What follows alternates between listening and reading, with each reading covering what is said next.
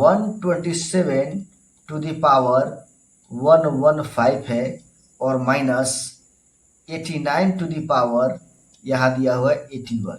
तो सबसे पहला काम आपका क्या होना चाहिए कि यूनिट डिजिट को छोड़ के सबको कैंसिल कर दीजिए, यानी यूनिट डिजिट को छोड़ के कैंसिल करिए और उसके बाद इसका रिमाइंडर निकालिए, यानी पावर में 4 से डिवाइड लगाइए तो कितना हो जाएगा ये, तो 4 दूनी 8 और 3 11 यानी 35 होगा।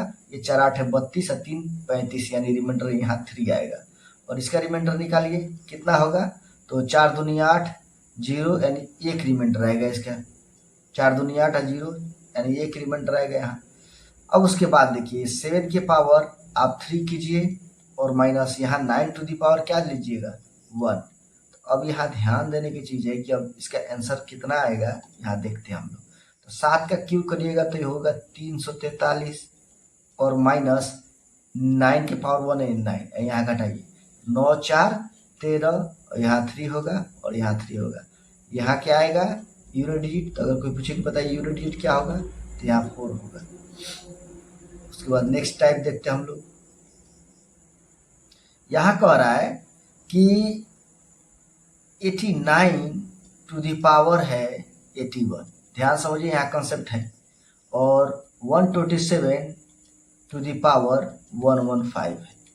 तो यहाँ ध्यान दीजिएगा कि जो है अगर आप यूनिट डिजिट ये 9 है इसको कैंसिल करिए, यहाँ यूनिट डिजिट 7 है इसको कैंसिल करिए, पावर में 4 से डिवाइड लगाइए और रिमाइंडर को निकालिए, तो यहाँ रिमाइंडर 1 आएगा और इसका रिमाइंडर कितना आएगा, तो 4 दूनी 8 और 3 4 8 32 और 3 35 यानी यहाँ रिमाइंडर 3 आएगा। अब यहाँ ध्यान दीजिएगा तो 9 टू दी पावर यहाँ 1 होगा और माइनस 7 टू दी पावर यहाँ 3 होगा, तो ये आएगा कितना 9 टू दी पावर 1 यानी 9 और माइनस 7 टू दी पावर 3 का मतलब क्या 343 और घटाइए यहाँ कितना आएगा 9 4 13 3 3 और यहाँ माइनस।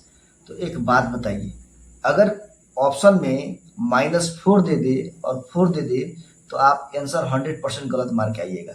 याद रखिएगा यूनिट डिजिट पर इस माइनस का कोई प्रभाव नहीं पड़ता है। तो अगर कोई पूछे कि बताइए यूनिट डिजिट क्या होगा, तो इसका यूनिट डिजिट क्या होगा, यूनिट डिजिट इसका जो है आपका 4 ही होगा। क्या होगा यूनिट डिजिट यहाँ पे आपका 4 ही होगा, -4 नहीं होगा, ओनली 4 होगा।